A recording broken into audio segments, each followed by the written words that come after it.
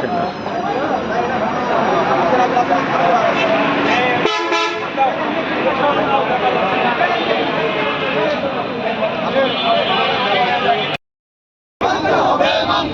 ছয় দফা দাবি, ছয় দফা দাবি মানতে হবে, মানতে হবে। ছয় দফা দাবি, ছয় দফা দাবি মানববন্ধনের আয়োজন করা হয়েছে।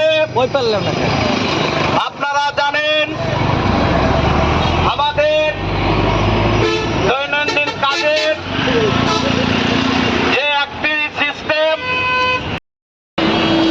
বিকেল 5টা পর্যন্ত, এই টাইমের মধ্যে আমাদেরকে আমাদের কাজের নির্ধারণ করে দিতে হবে।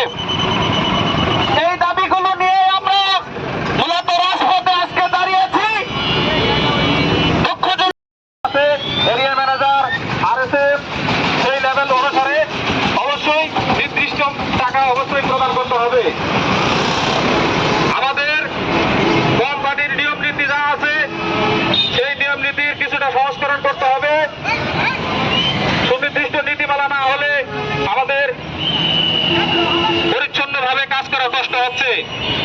সুতরাং আবেদন যে আমাদের যে 6 দফা দাবি, এই দাবিগুলা খুবই অল্প সময়ের মধ্যে প্রয়োগ করার মাধ্যমে আমাদের কাজের পরিবেশ সুশৃঙ্খল করে তোলার জন্য